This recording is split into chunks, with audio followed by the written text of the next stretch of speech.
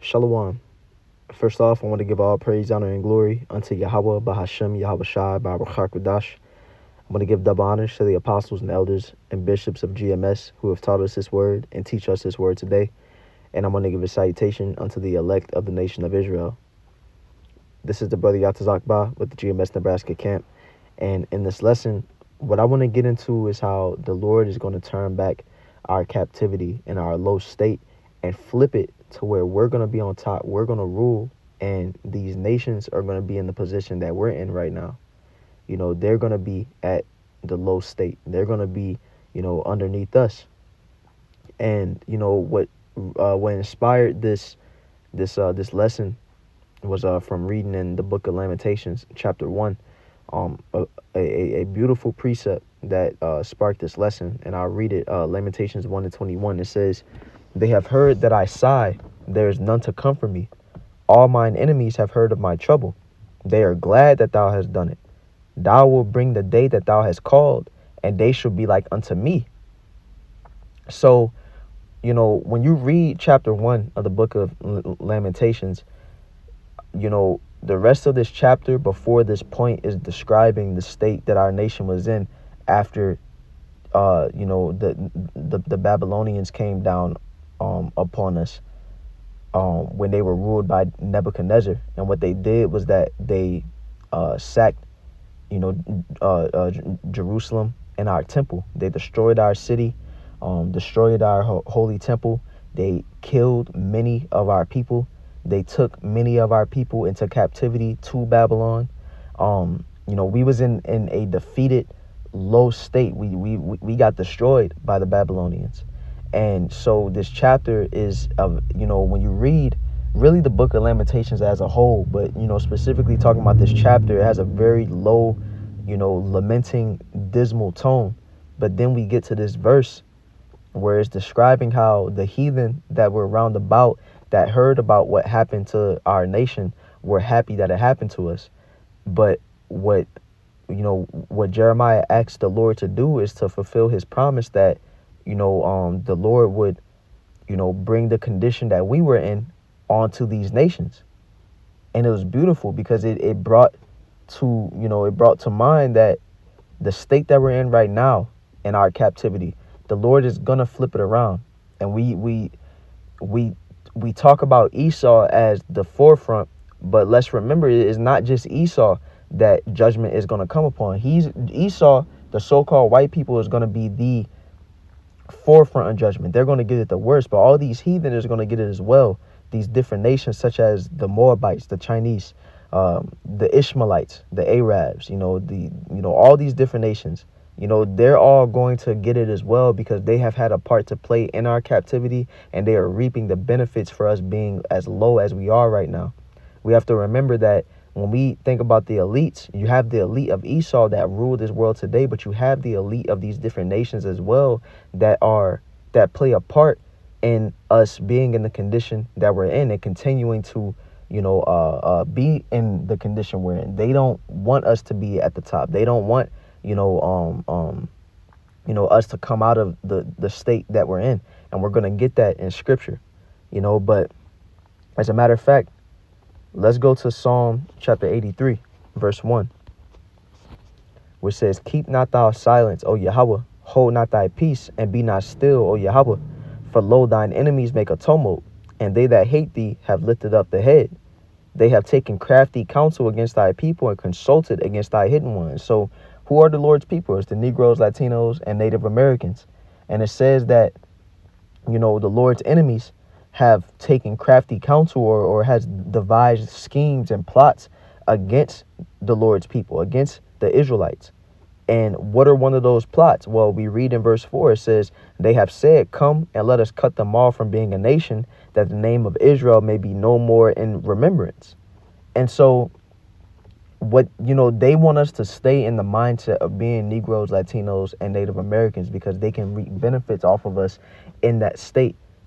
The fact that the Lord is waking up our nation to our true heritage and we're turning back to Yahweh Ba'ashem Yahweh Shai is a wrench in the elite's plans because they wanted to keep us in a spiritually dead state, and this wasn't just Esau that did this, because we're about to read, the nations that take credit for, this plot.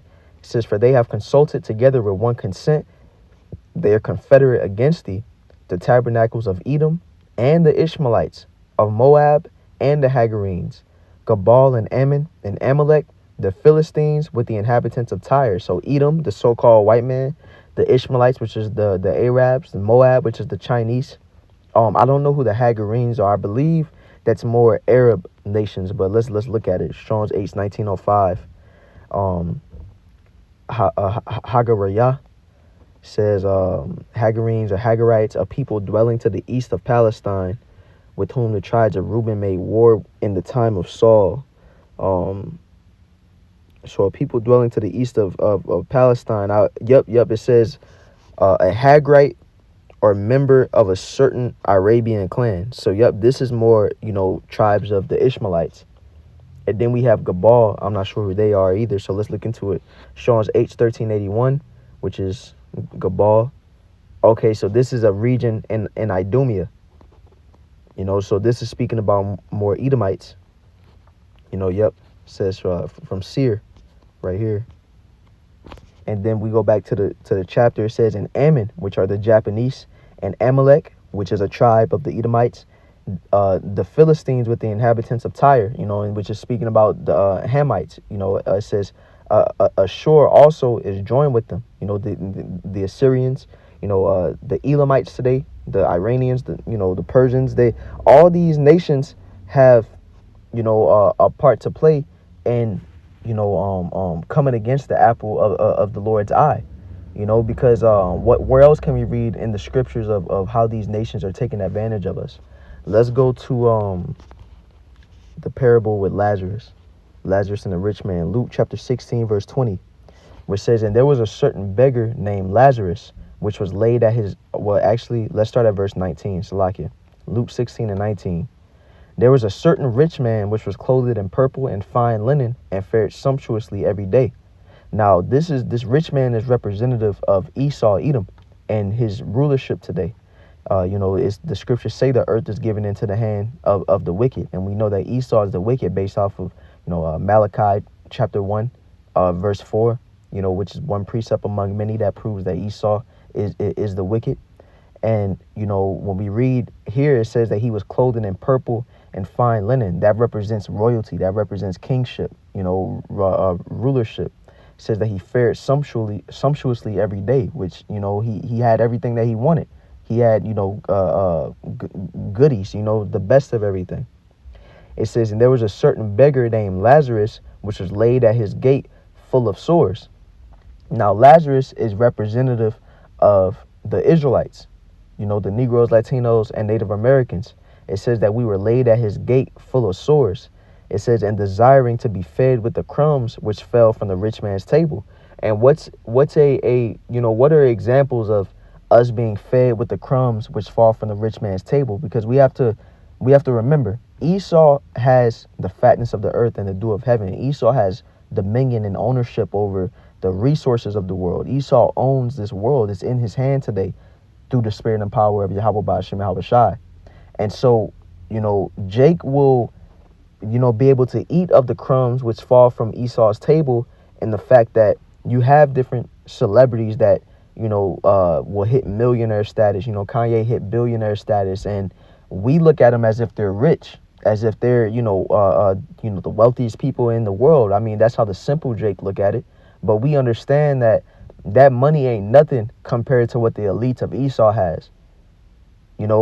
Jake having a multi-million-dollar contract for being a sports athlete or for being a musician is nothing compared to what, the rich of Esau has.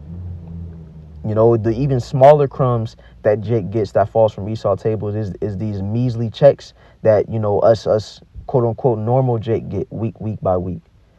And so when we read verse 21, it says, and desiring to be fed with the crumbs which fell from the rich man's table. Moreover, the dogs came and licked his sores. Now these dogs is speaking about the heathen. It says that they came and licked our sores. They came and made our affliction worse. And how are they doing that? Well, we see how they're taking advantage of the state that Jake is in, where Jake be in the hoods. Jake is in the worst of the worst areas in, the cities. And what we see is that in these bad neighborhoods that Jake is in, in all these places that have a concentration of Jake, you'll go to the corner store, and who owns the corner store? You'll have Ishmael running that corner store. And what is being sold to Jake? Beer, unhealthy food, basically everything that's making Jake get into a lower health state, a lower state of mind that's not helping him. You'll have these hair, places that's in the hood. That who's running those places? Moab. And they're selling our people that weave, and that fake hair. And the point is that at our lowest state, these heathen come in, they set up their shops, or they set up their different, ways that they can take advantage of Jake's lowest state. And so that's why they set up these stores, and Jake be going to these stores and giving their money to him. But that's what that means when it says that the dogs came and licked their sores. And these heathen would, want Jake to continue to stay in that lowest state so that they can continue to go to them gas stations, continue to go get that, whatever, convenience store it is, or, continue to, for Jake to give money to him, but the state that we're in, this lowest state of our people being bugged out or out of their minds or unhealthy and a bad mental state, going to the heathen for everything, this state that we're in is going to flip. We're going to be placed on top. And what's going to happen? These heathen are going to have to come to us. We read in Daniel chapter 7, verse 18, where it says, "But the saints of the Most High shall take the kingdom and possess the kingdom forever, even forever and ever." And who are the saints? Let's read Psalm chapter 148, verse 14, which says, "He also exalted the horn of his people, the praise of all his saints, even of the children of Israel, a people near unto him. Praise ye the Lord Yahweh." So the saints are the Israelites. And it says that the Israelites are going to take the kingdom, and they're going to rule forever and ever and ever. And that's going to come at the expense of whose kingdom? Well, Esau's, first and foremost. Because the scriptures say in the Apocrypha, 2nd Ezra 6 and 9, it says, "For Esau is the end of the world, and Jacob is the beginning of it that follow it." So when Esau's kingdom is taken down, when he comes out of power, that's when the saints are going to take the kingdom. We're going to be on top. And so Esau is going to be brought down. He's going to be put in the state that, our nation is in right now, as well as these heathen. But let's grab Psalm chapter 149, verse 6, which says, "Let the high praises of the Most High be in their mouth, and a two-edged sword in their hand, to execute vengeance upon the heathen and punishments upon the people." Because, and I just want to grab this to show that we're executing vengeance upon the heathen. Not just Esau. These heathen, they're going to serve a grueling captivity as well. The scriptures say that they're going to build up the walls of our kingdom. The scriptures say that, they're going to be toiling our fields. They're going to be doing the laborer's work and serving us. Because these elites of the heathen, they know the truth. They know who we truly are. And they have had the opportunity to let us know who we are. They have had the opportunity to help us in our plights, but they haven't. They've done nothing but continue to benefit from the plight that we're in. They've done nothing but continue to make sure that we're oppressed in the plight that we're in. And they're going to be oppressed in the kingdom. It says, because what does it say? We're going to have a two-edged sword in our hand to execute vengeance upon the heathen. What you do with a sword? Let's read verse 8. It says, "To bind their kings with chains and their nobles with fetters of iron." So the top of all these heathen nations, they're going to be chained up, just like we was in chattel slavery. It says, "To execute upon them the judgment written. This honor have all his saints. Praise ye the Lord Yahweh." And that's why this is so beautiful, because this is the judgment that is written. This is the judgment that's promised and prophesied that we're going to eat the fruits of. This is promised that this is going to happen, and we're just waiting patiently upon it. Let's go to Obadiah chapter 1 verse 15. Just want to grab one more precept. It says, for the day of the Lord Yahweh is near upon all the heathen. As thou hast done, it shall be done unto thee. Thy reward shall return upon thine own head. So it's saying, Salakia, 1 second. It's saying that all these heathen are going to just like the scriptures say, in Revelation 18, directly to where Esau in that scripture, that Esau is going to drink a double portion of what, the cup that he made us drink. For all the violence, the wickedness, the evil that he did to us, Esau is going to receive double. Well, this is a similar sentiment is being given here, but all the heathen is being addressed. It says that for what they did to us, we're going to do to them. For all the mistreatment that these heathen do to us, for all the times that they be, treating Jake bad, they gonna get it bad. It says, for as ye have drunk upon my holy mountain, so shall all the heathen drink continually. Yea, they shall drink, and they shall swallow down, and they shall be as though they had not been. And when we read Obadiah chapter 1, let's keep in mind, this is a chapter primarily toward the Edomites. This chapter, outlines the future judgment of the Edomites, that they're going to be completely done away with. They're going to be completely wiped out as a people at the end of 1,000 years of captivity in our kingdom. But at the end of those 1,000 years, the rest of the heathen, they won't be done away with completely, because they didn't exercise the level of hatred and wickedness that the Edomites exercised on us. The other heathen will continue to live in our kingdom, but they're going to be underneath us. They're going to be in servitude to us. We read this in Isaiah chapter 2. I believe Isaiah 63. Let me see. No, this is just speaking about Esau's downfall.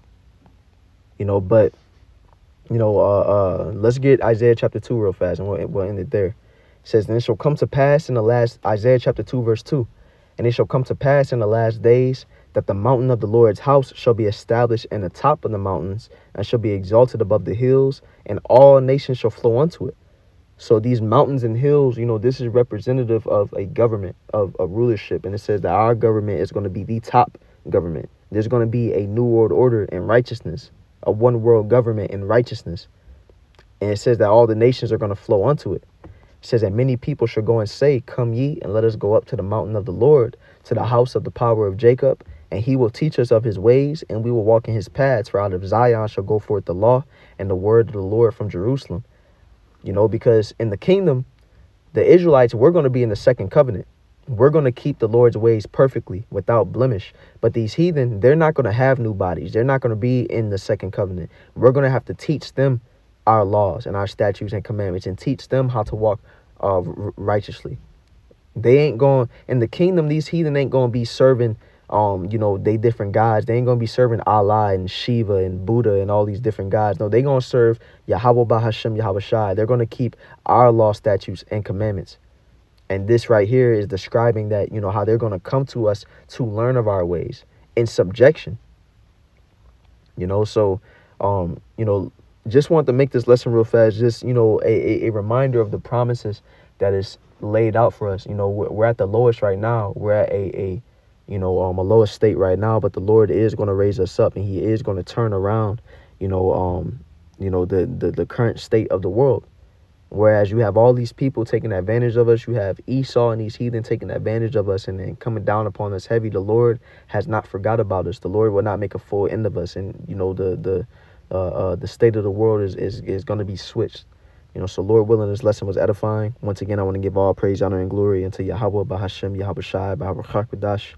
I want to give double honors to the apostles, elders of GMS, and a salutation unto the elect. Shalom.